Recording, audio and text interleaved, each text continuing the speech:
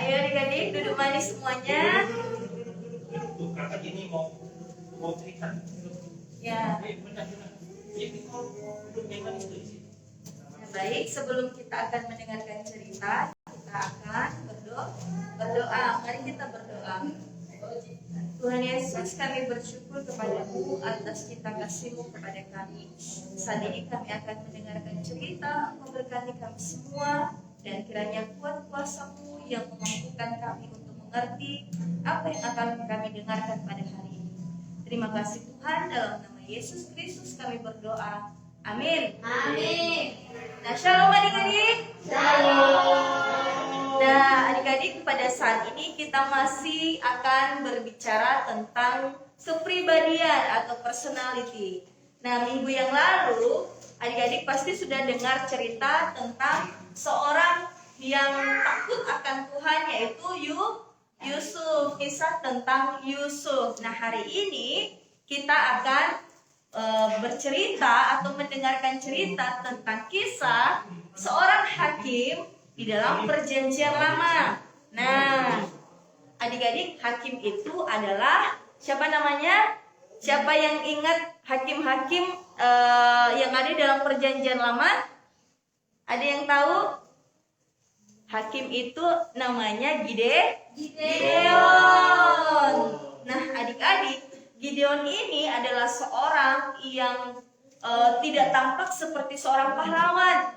Dia tidak kelihatan seperti seorang pemimpin. Karena kenapa? Karena pada saat itu banyak musuh yang mengepung negeri mereka, adik-adik. Sehingga Gideon merasa sangat takut sekali. Dia suka sekali bersembunyi. Nah, adik-adik, di sini ada yang suka bersembunyi? Kalau misalnya disuruh ke sekolah, lalu bersembunyi. Sembunyi di kamar mandi, sembunyi di kamar. Bagaimana? Suka sembunyi nggak, Zivan? Waduh, nggak boleh ya. Bagaimana? Kalau Samuel suka sembunyi? Nggak suka sembunyi ya? Kesembunyi ya? Ya, pinter. Nah, kenapa Gideon sembunyi? Karena dia takut sama musuh. Dia sangat takut kalau dia didapati dan kemudian dibunuh adik-adik. Dia sangat takut akan hal itu. Tetapi ketika suatu saat waktu dia sedang bersembunyi, tiba-tiba malaikat Tuhan bertemu dengan dia. Ya, malaikat Tuhan datang kepada dia. Kenapa malaikat Tuhan memilih Gideon padahal dia sangat penakut? Kenapa? Dia sangat takut loh. Tapi Tuhan memilih Gideon. Kenapa? Kenapa Tuhan pilih Gideon? Padahal Gideon itu anaknya penakut. Orangnya penakut. Tidak pemberani. Dia sangat takut kepada musuh. Kenapa? Karena Gideon takut kepada Tuhan. Dia taat kepada Tuhan. Dia tidak suka menyembah kepada dewa-dewa lain seperti hakim-hakim sebelumnya. Ya, dia sangat mengasihi Tuhan, dia taat kepada Tuhan sehingga Tuhan menampakkan diri kepada dia melalui malaikat. Dan apa yang dilakukan oleh Tuhan? Dia menyuruh Gideon untuk mengusir musuh-musuh mereka, yaitu orang Midian. Siapa musuh Gideon? Orang Midian. Nah, adik-adik, Tuhan menyuruh Gideon untuk mengumpulkan 300 orang rakyatnya. Hanya 300 orang adik-adik untuk mengusir ribuan orang Midian. Berapa? Berapa orang? 300 orang. 300 orang. Sedangkan orang Midian itu banyak. Mereka itu beribu-ribu banyaknya. Tetapi adik-adik, Tuhan pakai Gideon untuk mengusir mereka keluar dari negerinya. Dengan diikuti oleh 300 orang rakyatnya. Nah, adik-adik, pada saat mereka akan mengusir orang Midian, Tuhan memberikan senjata kepada mereka untuk dipakai mengusir orang Midian. Nah, adik-adik, biasanya ada apa alat yang digunakan untuk mengusir musuh? Kak Seris tahu apa alat yang digunakan untuk mengusir musuh? Nggak tahu ya? Kak Mona apa? Pedang. Kok Fendi apa kok? Pistol. Waduh. Gimana? Kak Samuel apa senjata yang digunakan untuk mengusir musuh? Apa? Kak Nicole apa Kak Nicole? Ya, biasanya apa senjata yang digunakan untuk mengusir musuh? Apa? Busur. Busur ya? Busur. Kakaknya apa? Siapa namanya Kak? Lupa. Sasa. Hah? Gedi. Biasanya apa? Yang digunakan untuk mengusir musuh supaya musuh lari apa? Sapu bisa juga untuk mukul ya, bisa ya. Jadi semua alat-alat itu, senjata-senjata itu benar adanya dipakai untuk mengusir musuh. Pisau benar juga, semuanya benar. Tetapi ada senjata yang Gideon pakai dan rakyatnya pakai untuk mengusir musuh atau mengusir orang Midian pada saat itu, yang lebih daripada senjata-senjata yang sudah kita sebutkan tadi. Apa itu senjatanya? Yang pertama adalah sangkakala. Yang kedua adalah buyung atau tempayan yang kosong. Dan yang ketiga adalah suluh atau obor. Siapa yang pernah lihat sangkakala di sini? Sangkakala itu sejenis alat musik, ya. Kalau dibunyikan suaranya besar. Kemudian buyung itu tempayan ya, satu benda yang bisa diisikan apa? Ada apa? Bisa isi seperti bunga, ya. Eh, kemudian ada yang lainnya deh, bisa diisi ya, tempayan itu bisa diisi air dan lain sebagainya. Dan kemudian yang terakhir itu adalah sulu atau obor. Tahu obor ya? Api gitu, untuk menerangi jalan. Itu senjata yang dipakai oleh Gideon dan 300 rakyatnya, adik-adik. Nah, ke-300 rakyat ini dibagi menjadi 3 pasukan. Nah, satu kelompok 100 orang, satu kelompok 100 orang, dan satu kelompok 100 orang. Jadi ada 3 pasukan. Nah, pada malam itu adik-adik, suatu malam itu Tuhan menyuruh mereka untuk mengepung orang Midian. Di mana mereka mengepung orang Midian? Di sebuah lembah, karena mereka sedang berkemah di situ adik-adik. Jadi Gideon dan 300 rakyatnya mengepung orang Midian. Pada saat mereka mengepung orang Midian pada malam hari itu, mereka dengan bersama-sama membunyikan sangkakala. Mereka membunyikan sangkakala. Senjata pertama mereka adalah sangkakala. Kemudian yang kedua, mereka memecahkan buyung atau tempayan tadi adik-adik. Dan yang ketiga, mereka menyalakan obor. Dan pada saat itu mereka lakukan, mereka bunyikan sangkakala, mereka memecahkan buyung, mereka menyalakan obor. Maka apa yang terjadi? Musuh-musuh mereka panik. Apa yang terjadi? Mengapa ini? Apa suara ini? Bunyian apa ini? Nah, pada saat itu mereka ketakutan. Mereka merasa ada sesuatu yang aneh. Ya, sesuatu yang terjadi yang tidak mampu mereka lawan. Nah, adik-adik, pada hari itu, pada malam itu juga orang Midian saling berpencar. Orang Midian dibuat saling memusuhi temannya. Saling melukai temannya. Akhirnya mereka ketakutan dan mereka saling melukai satu sama lain. Dan adik-adik, pada hari itu juga Gideon dan rakyatnya berhasil mengalahkan orang Midian. Nah, orang Midian itu ada banyaknya yang dikalahkan Gideon, sebanyak 130.000 orang. Nah, mereka dikalahkan oleh Gideon dan 300 orang rakyatnya. Nah, berikut kita akan tonton videonya ya adik-adik. Nah, ini kisah bagaimana Gideon dan 300 rakyatnya mengalahkan orang Midian. Bangunlah, turunlah, berkemah itu, sebab telah kuserahkan itu ke dalam tanganmu. Tapi jika kau masih takut, kau dan pelayanmu kurang harus menyelinap ke perkemahan. Lalu dengarkan pembicaraan pasukan Midian, maka kau akan memiliki keberanian untuk turun menyerbu.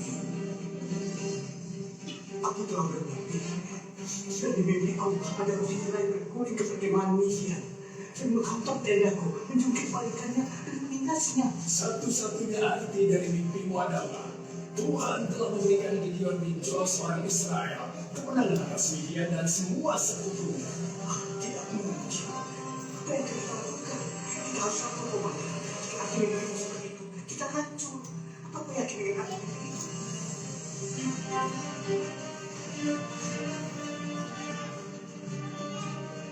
Bangun!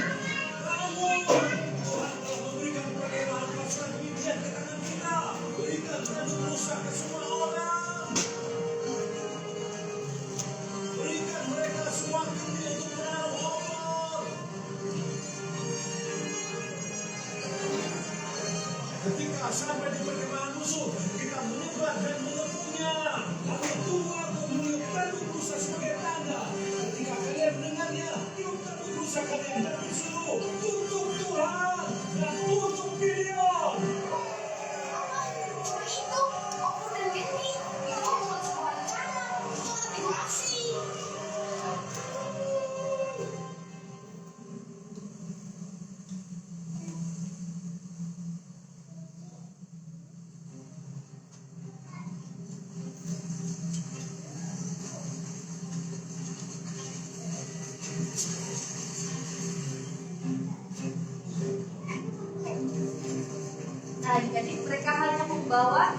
obor,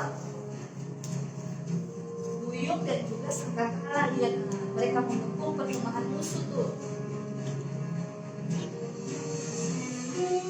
Gideon bunyikan sangkakala. Lihat adik-adik, mereka bunyikan sangkakala tuh.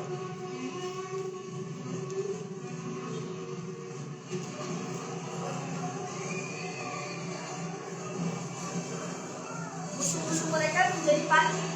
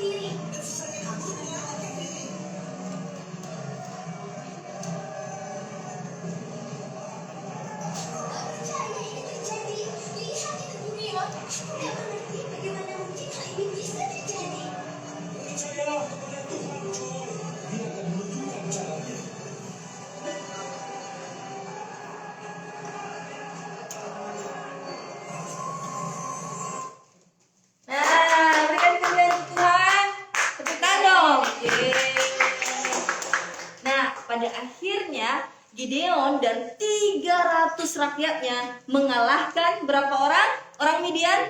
130.000 orang. Akhirnya mereka kalah.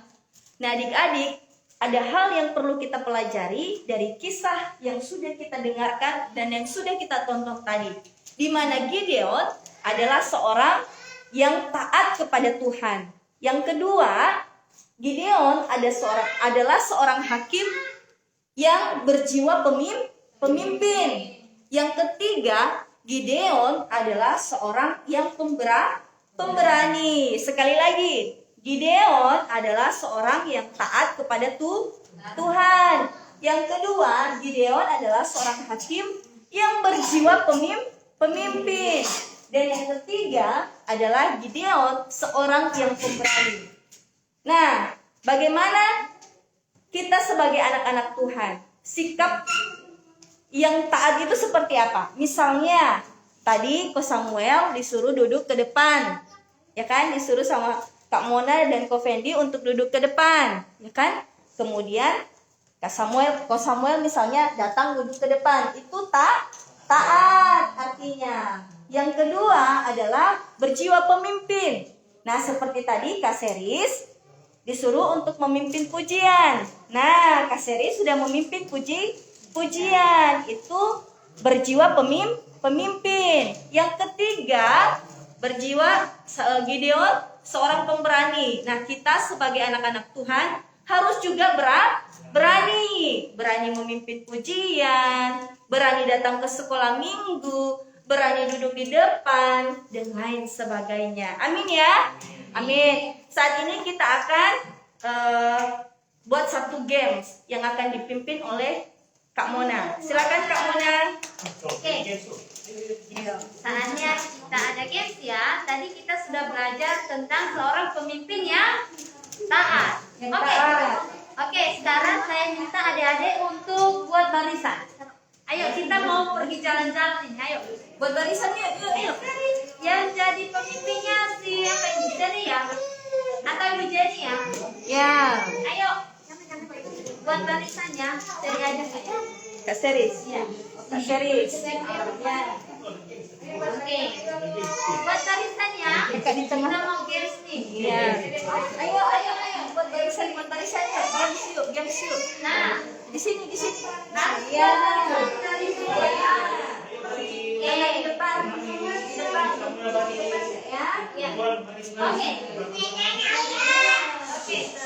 Gamesnya harus pegang ini temannya ya. Harus pegang pundak temannya. Oh, yang di belakang kamu Yang pakai ya? maju Nanti jadi pemimpin. Siapa yang mau jadi pemimpin? Perjalanan kita mau jalan-jalan. Samuel di sini. Siapa yang mau? Oke. Pegang punggung temannya, jangan lepas. Kita mau pergi jalan-jalan. Siapa yang mau pergi jalan-jalan bersama saya? Jadi harus pegang punggung temannya. Tidak boleh lepas nanti kita naik bus ya, Kita naik bus. Siap untuk jalan-jalan? Siap. Bersama supir kita, pemimpin kita siapa ini? Niko ya? Iya, Oh, pegang. Ya. Ya, jadi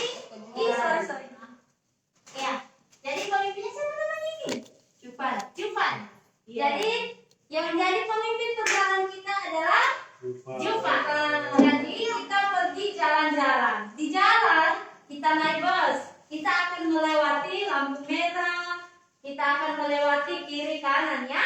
Oke. Jadi kakak mau ajar dulu. Sebentar. Instruksinya belum jalan. Belum guys. Belum jalan. Ya, jadi kalau seandainya kakak bilang kita lewati kiri, berarti kiri mana? Kiri. Kiri. Berarti harus kayak gini ya, bosnya kayak gini. Oh. Kalau kanan, kalau kita Belum jalan. Ini contoh. Kalau kakak bilang di left, ada tanjakan, kita kayak gini. Jadi harus ikuti ya. Ya. Ya. Belum. Jangan bergerak-gerak dulu. Jadi pertama dulu kita mulai ya. Mulai fokus nanti jatuh di jalan. Ya. Adik-adik pariwisata siap untuk jalan hari ini? Siap. Oke, kita mulai ya. Jadi kalau sudah jalan kayak gini dulu. Oke, jalan di Jangan di tempat tempat. dulu. Jangan di tempat begini nih. Masih dulu. Jalan di tempat Oke. aja. Adik-adik mulai ya. Kita mulai berangkat. Jalan. Berangkat. Masih dulu. Belum, jalan. Jalan di Waduh, tempat. jalan di tempat. Jalan di tempat begini nih. Belum berjalan ini. Duh. Ya. Mesinnya Kita iya, terus kita mulai jalan.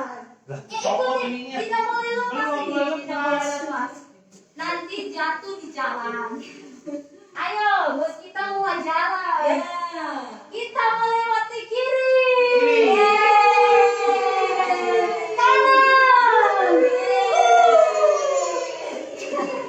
Oke, mulai jalan lagi, jalan lurus. Lurus Jangan lepas lagi. tangannya.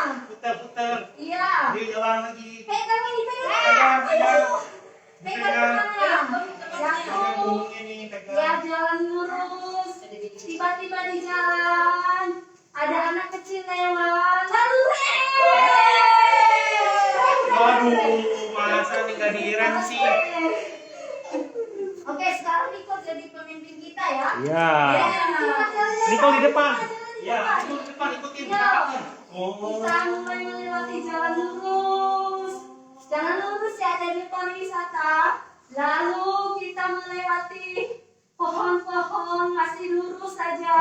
Masih lurus saja. Kita melewati kiri. Kiri. Masih lurus lagi. Oke, kanan. Lurus lagi. Tiba-tiba kita berhenti sampai tujuan.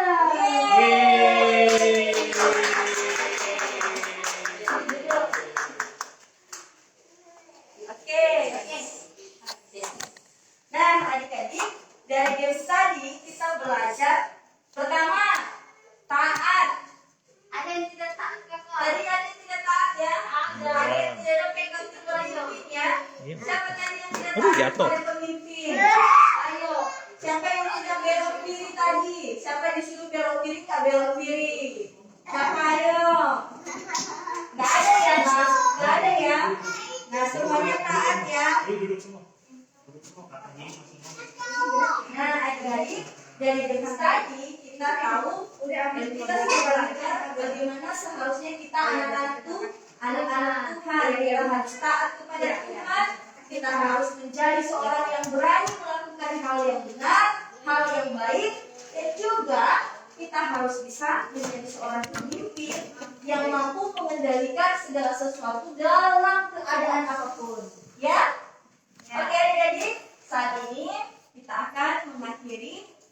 firman Tuhan kita. Siapa yang bisa mengikuti kita dalam doa ini? Kak Sasa. Sasa, mungkin doa. Kak Dedi. Udah mau pegang. Ayo Kak Dedi, doa. Yuk, Kildis, ayo ke depan. Nanti ada. Good girl nih. Nih. Ya, doa sambil kita mengumpulkan kesempatannya.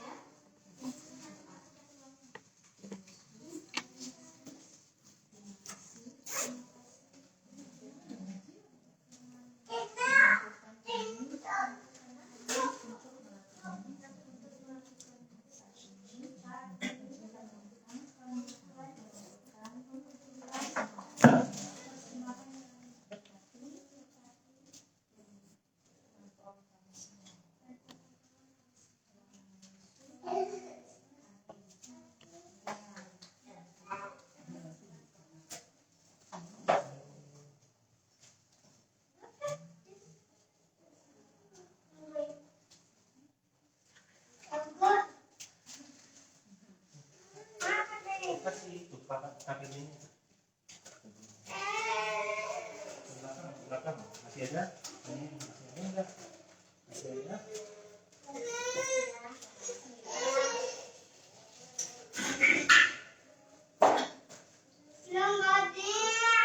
Oke, kakak-kakak. Terima kasih buat growers. Sudah? Terima kasih. Cek ladies. Oke, kita akan mengakhiri sama-sama ibadah kita. Yuk, sama-sama kita bangkit berdiri. Yuk, Juan, jangan nakal ya. Kita akan selesai ibadahnya. Tadi apa? Harus taat. Belajar taat, ya. Yuk, kita sama-sama berdoa. Yuk, kita sama-sama mengakhiri ibadah kita. Terima kasih Tuhan Yesus. Kami sudah menyelesaikan ibadah kami. Kami percaya semua kami belajar tentang bagaimana Gideon untuk taat. Terima kasih Tuhan Yesus. Berikan anak-anak growers hati yang taat, hati yang setia seperti Gideon. Terima kasih Tuhan Yesus. Kami mengucap syukur dan biarlah Tuhan juga memberkati kakak-kakak kami yang sudah mengajarkan, baik kakak Mona, kakak Jenny. Tuhan berkati dengan limpah apa yang dikerjakan, Tuhan buat berhasil dan beruntung. Tuhan juga memberkati anak-anak growers. Setiap kami dijadikan cerdas dan juga diberkati dalam studi kami, dan apa saja yang dikerjakan Tuhan Yesus buat berhasil dan beruntung. Terima kasih Tuhan Yesus. Berkati juga papa mama kami, orang tua kami, supaya mereka juga sehat dan diberkati Tuhan. Dalam nama Tuhan Yesus dan anak-anak growers, mari kita angkat kedua tangan kita. Mari kita terima berkat daripada Tuhan. Haleluya, haleluya. Anak-anak yang luar biasa, engkau dan puji nama Tuhan. Terima berkat yang melimpah-limpah dari Allah Bapa, Putra dan Roh Kudus, berkat di dalam nama Tuhan Yesus Kristus. Dalam nama Tuhan Yesus yang sudah terima berkat, sama-sama berkata Amin. Happy Sunday, jangan lupa besok, minggu besok kita ketemu lagi.